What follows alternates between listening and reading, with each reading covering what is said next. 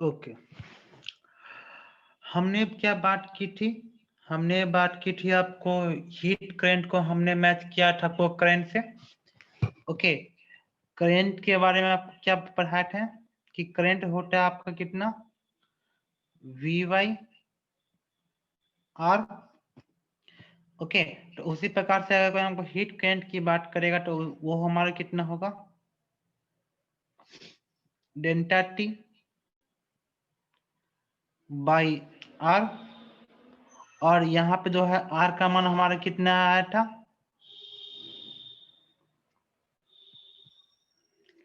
N by के ए, और इसका मान कितना लिखे थे, delta T divide by N, और ऊपर में क्या हुआ, के ए हुआ था हमारा हीट करंट, के क्या था हमारा थर्मल कंडक्टिविटी। कोई हमको बता सकता है थर्मल कंडक्टिविटी का क्या यूनिट हो सकता है, unit of thermal conductivity.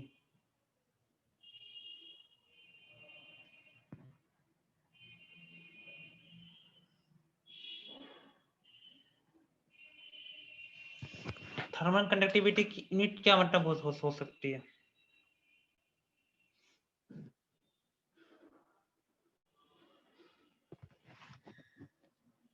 Anyone?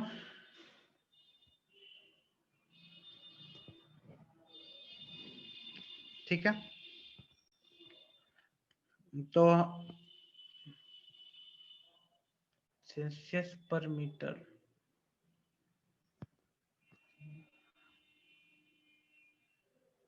हो सकता है।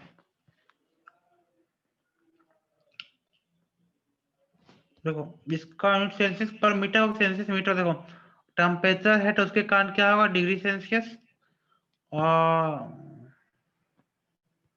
और हीट करेंट है ना यहाँ पे। ओके, एक मिनट लगाते हैं क्या हो सकता है इसमें।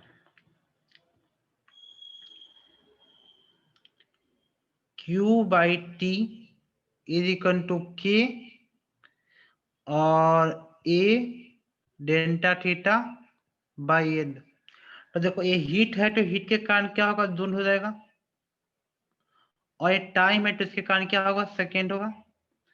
यह जो टेम्परेचर है तो डिग्री सेल्सियस होगा, एरिया और इक्नेंट है तो ऊपर में हुआ मीटर स्क्वायर, नीचे में होगा मीटर। तो के का जो यूनिट क्या हो सकता है, जूल। एक मीटर से एक मीटर कट गया, per meter, joule per meter degree Celsius per second. जहां तक हमको लगता है इसमें कोई दिक्कत सही है कि कुछ इसमें गलत हो रहा है,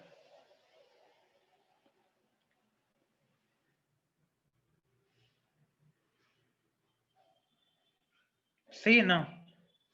और कोई हमको इसका डायमेंशन पूछेगा, डायमेंशन कितना होगा आपका, ये सब क्वेश्चन भी डायरेक्टली पूछा जाता है इन द एग्जामिनेशन। रहेगा हीट का और पूछ देगा डायमेंशन, डायमेंशन कैसे होगा,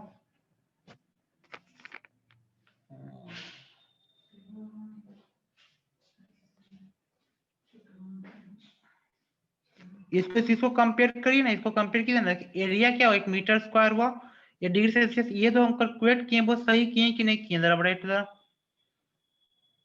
ये तो कैलकुलेशन किए हैं, सही है ना? एक यहाँ पर नीचे एक नेम है तो मीटर होगा, ऊपर में एरिया तो मीटर स्क्वायर, तो एक मीटर से मीटर कट गया तो के का यूनिट कितना, जूल पर सेकेंड, जूल पर सेकेंड पर मीटर पर डिग्री सेल्सियस, यही आपका मान होगा। तो इसका जो ऐसा यूनिट होगा तो यही होगा इसका। ओके, सिंपल भाषा में। ऐसा कोई डायमेंशन पूछेगा तो देखो डायमेंशन में क्या करेंगे, ऊपर में क्या जोन है, तो जोन क्या है, एक energy M N square T minus two, और ये मीटर है तो क्या होगा, एन होगा, सेल्सियस है तो क्या होगा, के होगा, टेम्परेचर में थीटा लिखो वहां पे, के थोड़ा तो वहां पे क्या लिखो, थीटा लिखो, टेम्परेचर तो थीटा होगा, और सेकेंड है तो मतलब टाइम है, तो हमारा कितना हो जाएगा, एम एक एक नेट नीचे एक नेट से एक नेट कटेगा n हुआ और टाइम ऊपर गया t minus 3 theta minus 1 okay ये हुआ हमारा डायमेंशन का कैलकुलेशन कोई दिक्कत ओके तो बेसिक बातें हमने खत्म कर दी अब हम बात करते हैं इसकी यूज का कि हमें थर्मल कंडक्शन का क्या यूज है ओके तो नेक्स्ट टॉपिक लिखिए एप्लीकेशन ऑफ थर्मल कंडक्शन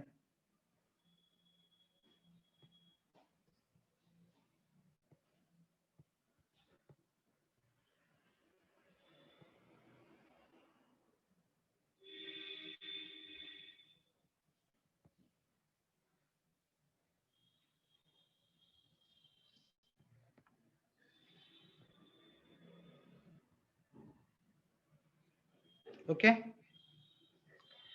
इसका सबसे पहला यूज लिखो कि ठंडा के मौसम में एक लकड़ी का कुर्सी रखो ठीक है और एक जो मेटल का कुर्सी रखो तो बता ज्यादा ठंडा कौन सा होगा मेटल का कुर्सी ज्यादा ठंडा होगा कि प्लास्टिक का चाहे कोई भी नॉन मेटल का बना हुआ है ज्यादा ठंडा कुर्सी कौन सा हो ठंडा का मौसम में मीटर में क्योंकि उसकी कंडक्टिविटी ज्यादा होती है तो कंडक्टिविटी ज्यादा होगी तो दो भी हीट बाहर में ठंडा कम है और कुर्सी गर्म होगा उसके कंपेयर में सराउंडिंग के कंपेयर में तो कुर्सी क्या होगा गर्म होगा तो हीट जो होगा कुर्सी से जो है बाहर चला जाएगा ओके तो यहाँ क्या पहला एप्लीकेशन क्या लिख सकते हैं metal chair is more cooler in winter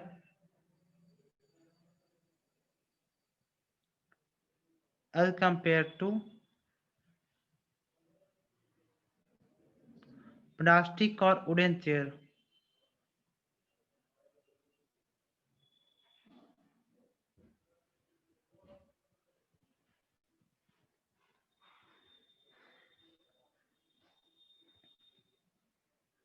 okay दूसरा ये देखो घर में जो आपके यहाँ कुकर है तो कुकर जो बना होता है वो किसका बना होता है मेटल का लेकिन जो उसको उठाने वाला जो डंडी होता है वो होता है प्लास्टिक का क्यों क्योंकि जब आप खाना पकाएं तो सिर्फ बर्तन गर्म हो और जब खाना पकाने के बाद आपको बर्तन को वहां से हटाना होगा तो आप दो नॉन मेटल पार्ट है जो आपका प्लास्टिक पार्ट है उससे पकड़ के उठाइएगा वरना आपका हाथ क्या होगा दन जाएगा और खाना पकाते हैं तो जो प्लास्टिक का पार्ट होता है वो गर्म नहीं होता प्लास्टिक का जो पार्ट होता है वो गर्म नहीं होता लेकिन जो मेटल का पार्ट होता है वो गर्म होता है ओके तो दूसरा एप्लीकेशन क्या लिख सकते हैं कि कुकिंग जो भी हमारा कुकिंग यूटेंसिल है उसका जो हैंडल होता है वो प्लास्टिक का बना होता है दूसरा एप्लीकेशन हुआ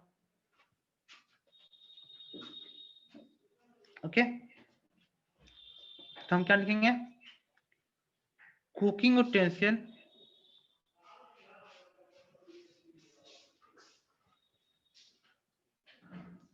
hand is made up of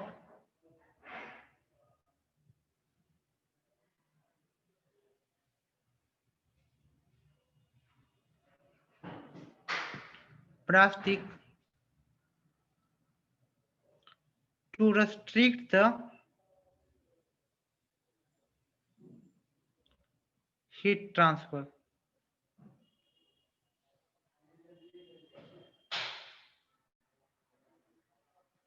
okay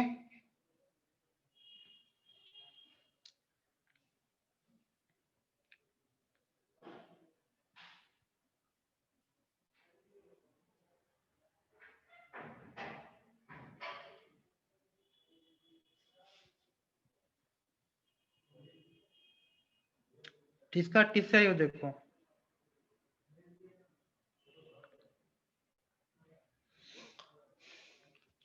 अब देखो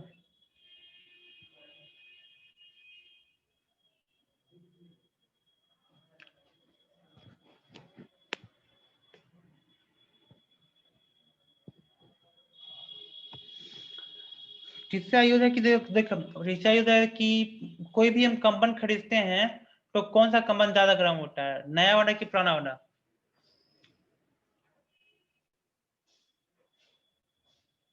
नया। New blanket is more warmer than the cold blanket. ये इसका तीसरा यूज लिख सकते हैं, new blanket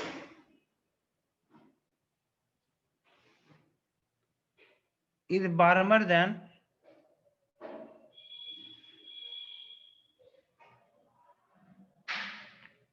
cold blanket.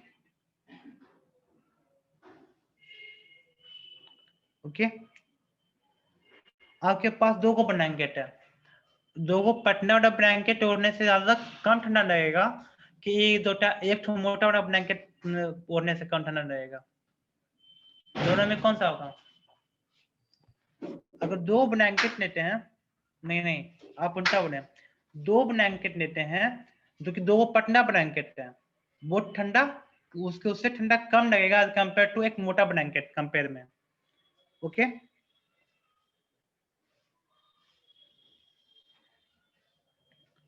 To thin blanket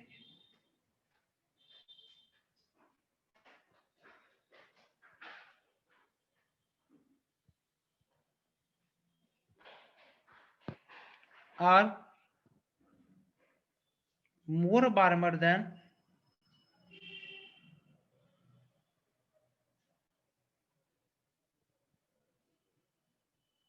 one thick one।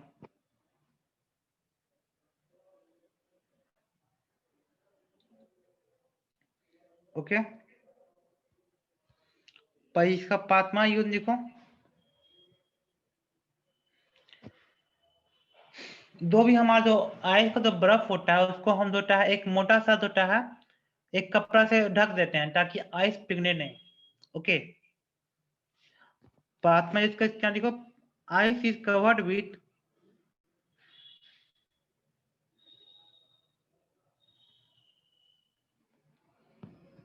Guinea wax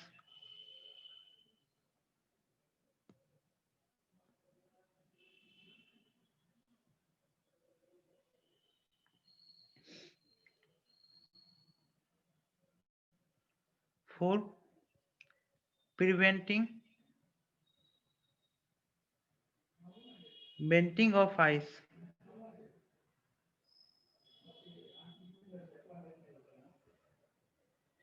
okay, ये सब कुछ इसका यूज है कंडक्शन का।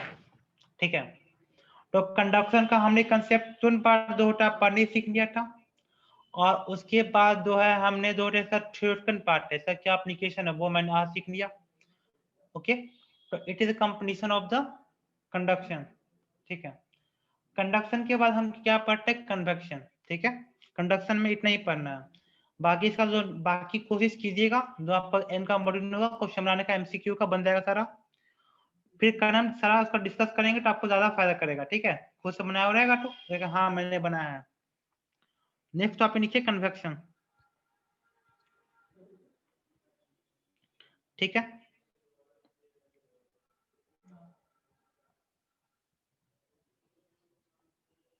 अच्छा कन्वेक्शन से सीखते हैं। तो कन्वेक्शन में क्या होता है, ये होता है वाटर का डेंसिटी कारण, डेंसिटी ऑफ वाटर मॉलिक्यूल वो डिफरेंट होता है, उसके कारण होता है कन्वेक्शन होता है। तो क्या लिखेंगे, it occurs due to water density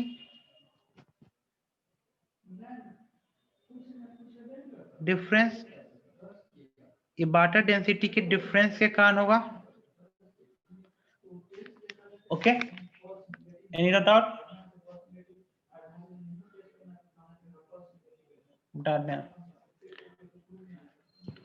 ये जो होता है वाटर डेंसिटी के डिफरेंस के कारण होता है। देखो स्पेसिफिक हीट, और किसका ज्यादा होगा, आपका क्वेश्चन जवाब दे देते हैं जो भी, उसके बाद पहले एक कवर करने दें। ठीक है, टॉपिक देखिए, एक पानी है तो पानी का स्पेसिफिक हीट ज्यादा होगा कि कोई भी हमारा मिट्टी है। ठीक है, कोई भी हमारा जो होता है सॉइल है, तो स्पेसिफिक हीट ज्यादा किसका होगा, वाटर का कि सॉइल का, किसका स्पेसिफिक हीट ज्यादा होगा?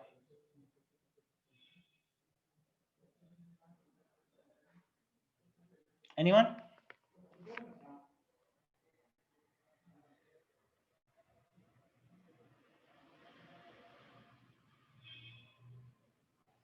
ऑफ कोर्स सही बात है।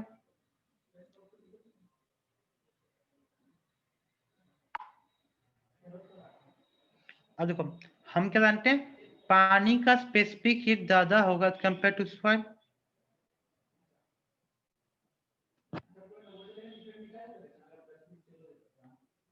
ठीक है, तो हाँ इन मॉर्निंग आवर बात करते हैं, ठीक है।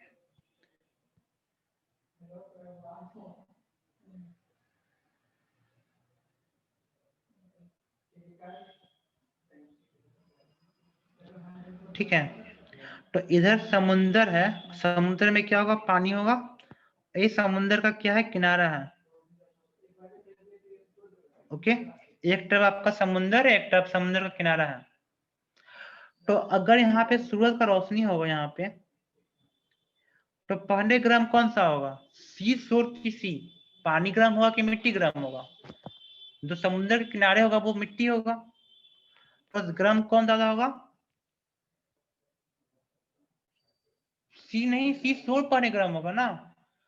स्पेसिफिक हीट जो होता है पानी का सबसे ज्यादा है, तो भाई स्पेसिफिक हीट क्या होता है, डेल्टा एच इक्वल टू होता है M S delta theta. Okay, तो एच का मान कितना होगा, H divide by M delta theta.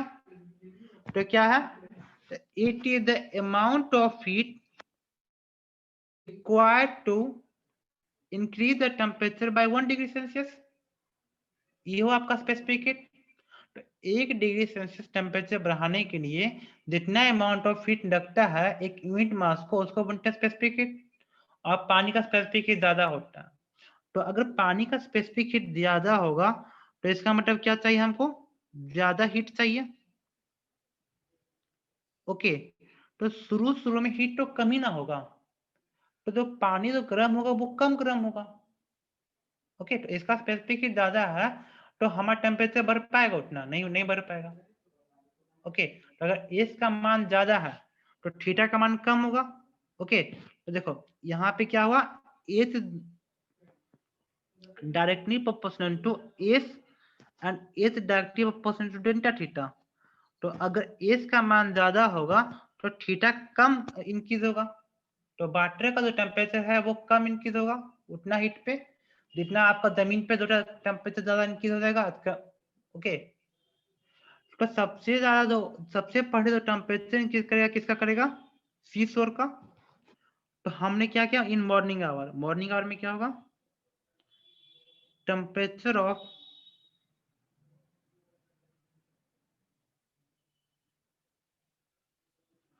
सी शोर increases so air around seashore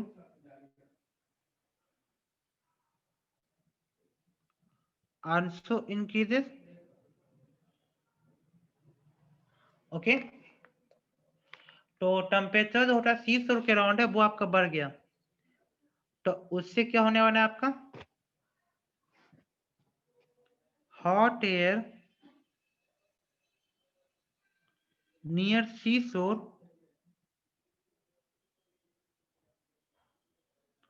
move upward.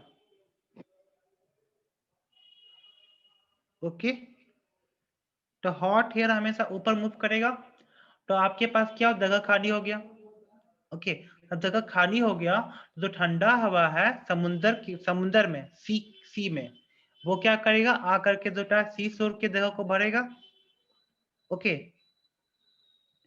तो यहाँ पे क्या लिखेंगे, कोल्ड एयर अराउंड सी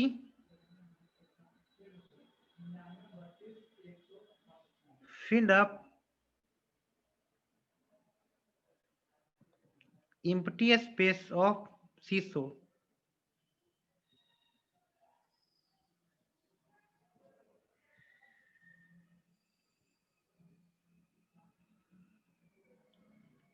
ओके, तो जो सी शोर मतलब जो समुद्र के किनारे का जो जगह है वो क्या क्या ठंडा हवा करके भर दिया। तो ये हवा आ रहा है किधर से? समुद्र से आ रहा है कि समुद्र के किनारे से आ रहा है? समुद्र से आ रहा है, तो इसलिए इसको क्या बोलेंगे? It is called the sea breeze. It is called sea breeze.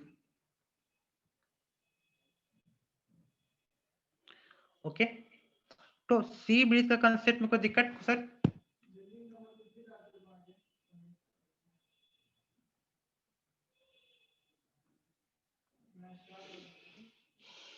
No, अच्छा।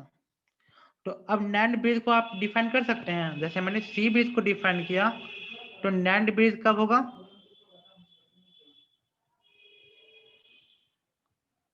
इन इवनिंग आवर।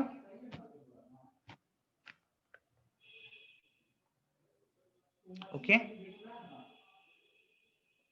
ओके, तो नैंड, हाँ दुनिया क्लास में भी पढ़ना था, वो पढ़ना था आपको शायद एसएसटी में, सोशल साइंस में मैंने पढ़ा था इसको। फिजिक्स में मैंने इस चीज को नहीं पढ़ा था, सोशल साइंस ज्योग्राफी में पढ़ना है इसको। ओके, ईवीएस, हाँ दो भी हो। तो नैंड ब्रिज कब होगा? एट इवनिंग आवर और नाइट टाइम।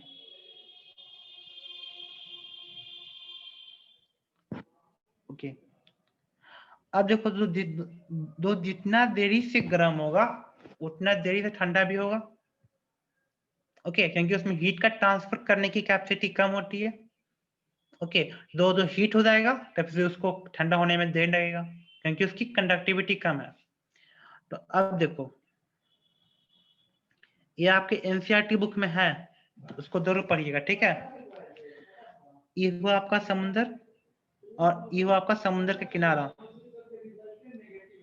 अब देखो, अब रात में क्या होगा? यह गर्म रहेगा।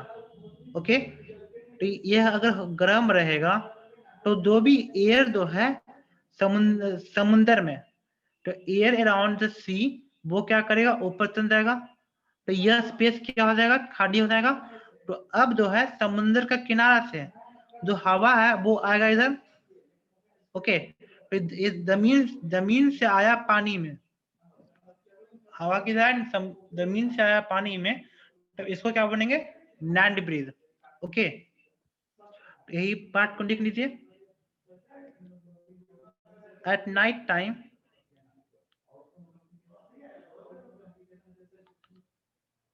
या फिर स्लैश देखिए, और evening hour air around C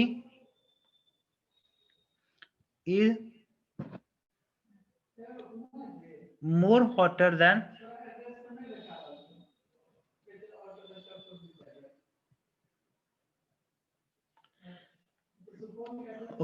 more hotter than sea shore. So air around sea moves upward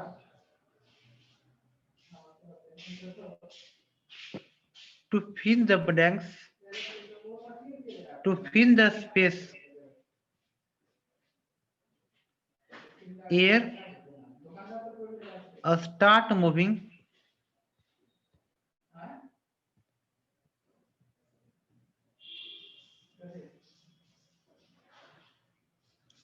towards sea is called sea breeze. Sorry, is called land breeze. क्योंकि जमीन से आ रहा है तो इसको क्या बनेंगे? Land bridge.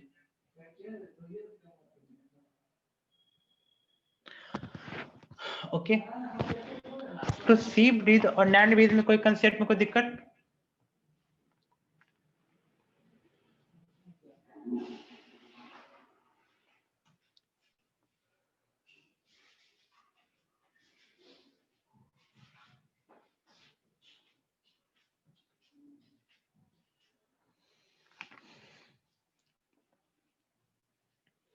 यहाँ तो कोई दिक्कत?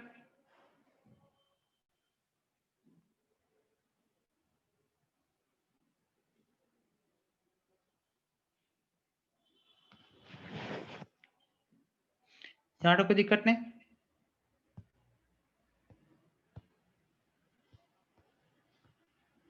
अब देखते हैं, जैसे कि घर में आप पानी गर्म करते हैं, ठीक है, ये स्टोव है और यहाँ पे आपने पानी गर्म किया, यहाँ पे बहुत सारा पानी का जो है मॉलिक्यूल होता है, तो जब गर्म करते हैं तो क्या होता है ना कि पानी का जो मॉलिक्यूल है जो गर्म हुआ तो हॉट वाटर मॉलिक्यूल ऊपर चला जाएगा और जो कोल्ड वाटर मॉलिक्यूल है वो नीचे आएगा, और ये क्रम तब तक होगा तब तक कि ये पूरा का पूरा जो होता है हमारा हीटिंग प्रोसेस कंप्लीट ना हो जाए। तो ये हुआ कन्वेक्शन। तो यहाँ पे क्या हुआ, actual motion of medium occur. Okay, ये चीज मैंने आपको शुरू में बताया था, motion of medium occur. Okay, ये तो कन्वेक्शन का ये एक मेन रूल है, किसमें मीडियम का खुद ट्रांसफर होता है, ठीक है। ओके, यहाँ तो कोई दिक्कत?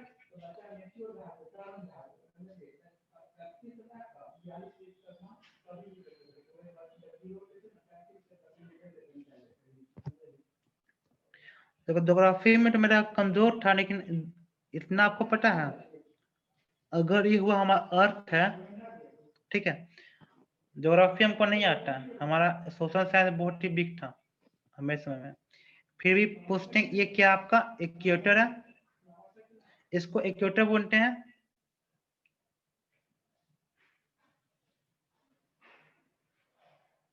ओके, ये कितना होता है आपका 0 डिग्री होता है जहां तक हमको पता है। फिर कौन सा होता है, फिर एक 9 होता है जिसको बोलते हैं ट्रॉपिक ऑफ कैंसर।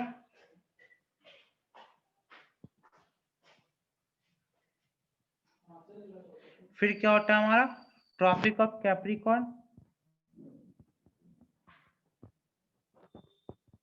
डिग्री याद है आप लोग को? हमको डिग्री नहीं याद है। 10.5 डिग्री नॉर्थ, और यहाँ पे भी होता है 10.5 डिग्री साउथ। यही होता है क्या? ये हुआ नॉर्थ पोल, ये हुआ साउथ पोल, सही है।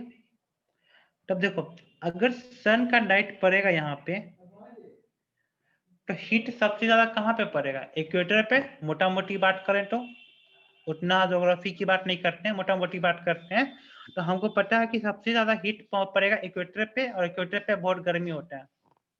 ओके, जैसे कि हम लोगों ने इंडिया का जो मानचित्र पढ़ा है ग्लोब पे, वो जो एमपी आता है, एमपी कहाँ आता है, इक्वेटर के लगभग लगभग करीब पे आता है। ओके, तो इंडिया का कुछ पोर्शन जो है वो क्या कहाँ पे आता है, इंडिया का कुछ पोर्शन पूरा इक्वेटर पे आता है, कुछ पोर्शन जो है क्या होता है इक्वेटर से दूर नॉर्थ पोल की तरफ आता है, और कुछ साउथ पोल की तरफ आता है। पूरा पूरा नॉर्थ की बात नहीं करते हैं, थोड़ा सा ऊपर होता है ना, कुछ नीचे साउथ भी होता है। तो ये जानते हैं हमारा टेम्परेचर का जो चेंज होता है पूरा इंडिया में हर जगह अलग अलग होता है। बिहार का टेम्परेचर का